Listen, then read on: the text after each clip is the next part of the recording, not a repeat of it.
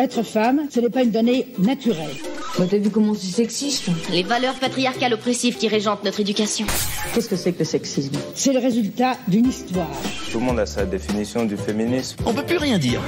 Qu'est-ce que ça veut dire ? Salut, c'est Marine Pétroline, des Chroniques du sexisme ordinaire, le podcast qui débusque le sexisme dans les moindres recoins. Sexisme, féminisme, genre, virilité, transidentité, vous êtes perdus ? Pas de panique, tout s'explique. Aujourd'hui, on se demande, c'est quoi le harcèlement de rue ? Se faire siffler dans la rue, les petits bruits du genre « les regards insistants, les « Eh mademoiselle, vous êtes charmante » ou plus cash « Wesh, t'es bonne » et si on ne répond pas ? Tu pourrais sourire, dégage, sale pute. Et puis le mec qui se rapproche dans le bus, qui est prêt, beaucoup trop près. C'est du harcèlement de rue, des comportements visant à interpeller, verbalement ou non, de façon insistante, intimidante, humiliante, menaçante, insultante, en raison du genre, de l'orientation sexuelle, de la couleur de peau ou d'un autre facteur de discrimination. Les femmes sont particulièrement victimes de harcèlement de rue de la part d'hommes. Ce n'est pas que dans la rue, c'est aussi dans les transports publics, dans les bars. En France, 80% des femmes déclarent avoir déjà été victimes de tels comportements. Ce n'est ni de l'humour, ni des compliments, et certainement pas de la drague. La séduction est une relation réciproque, qui a pour but le plaisir et qui inclut le respect mutuel entre deux personnes. Le harcèlement, c'est une relation unilatérale de domination d'une personne qui ignore volontairement l'absence de consentement d'une autre personne. Face au harcèlement, les femmes apprennent à baisser la tête, à changer de trottoir, à faire semblant de parler au téléphone. Elles développent des stratégies d'évitement. Ne pas sourire, éviter certaines tenues, ne pas prendre les transports publics, éviter certains quartiers, quitte à faire un détour. Nos libertés sont entravées et notre qualité de vie dégradée. Le harcèlement de rue peut provoquer un stress chronique, de l'anxiété, une dépression, même un choc post-traumatique. Des personnes vont jusqu'à déménager pour éviter certains lieux. Le harcèlement de rue, c'est grave et c'est puni par la loi. Depuis 2018, ce type de comportement est qualifié d'outrage sexiste. Un comportement à connotation sexuelle imposé à une personne ayant pour effet de porter atteinte à sa dignité en raison de son caractère dégradant ou humiliant ou de créer à son encontre une situation intimidante, hostile ou offensante. Ça, c'est l'article 621.1.1 du Code pénal. Les personnes en infraction encourent une contravention de 5e classe et une amende allant de 1 500 à 3 750 €.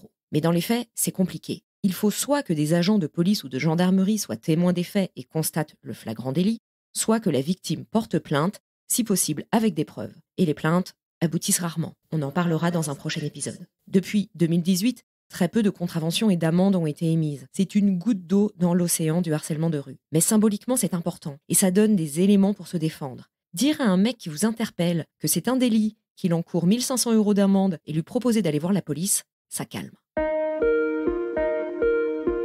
80% des femmes déclarent avoir déjà été victimes de harcèlement de rue et 79% des victimes disent que la situation s'est améliorée si une tierce personne est intervenue. Sauf que souvent, personne n'intervient. C'est l'effet de témoin. Chacun attend que quelqu'un d'autre réagisse. On a peur que ça se retourne contre nous, on se dit que ce n'est pas si méchant, qu'on n'y peut rien, que ça ne nous concerne pas. Pourtant, c'est de notre responsabilité à toutes et tous de faire cesser le harcèlement de rue pour une société où chacun et chacune puisse se déplacer librement et profiter de l'espace public. Alors, qu'est-ce qu'on peut faire ?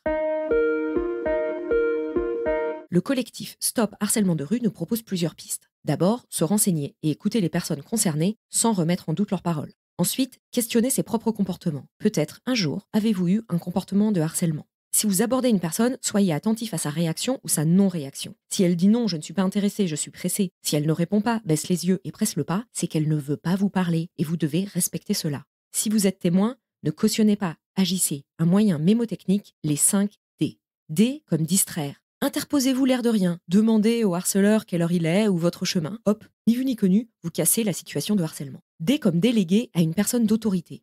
Alertez le chauffeur de bus ou le personnel du lieu. Ces personnes sont souvent formées à gérer ces situations. D comme documenter. Constituer des preuves à donner à la victime qui en fera ce qu'elle souhaite et ira ou non porter plainte. Filmez avec votre téléphone de façon à ce qu'on reconnaisse le lieu. Dites à l'oral le jour et l'heure. D comme dialoguer. Ne laissez pas la victime seule, proposez-lui votre aide. Dans certaines situations, vous pouvez faire comme si vous la connaissiez pour éloigner le harceleur. « Hé, salut, qu'est-ce que tu fais là ? Ça fait longtemps qu'on s'est pas vu. » D comme diriger. Interposez-vous en étant clair et ferme. Nommez les faits et demandez au harceleur d'arrêter, sans l'insulter. Vous importunez cette personne, elle n'a pas envie de vous parler. Laissez-la tranquille, allez-vous-en. Et répétez ça en boucle. Si vous êtes victime, suivez votre instinct. Il n'y a pas de bonne réaction. Agissez comme vous le sentez. Baisser les yeux et avancer, c'est déjà une réaction.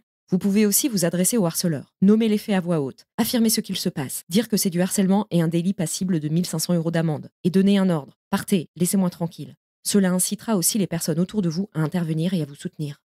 Enfin, le harcèlement provoque de la peur et de la colère, des émotions à ne pas trop mettre sous le tapis. Verbalisez, parlez de ce qui s'est passé à une personne de confiance ou à un professionnel. Vous pouvez aussi appeler le 116 006, ligne d'aide aux victimes, ou le 39 19, Violence Femmes Info.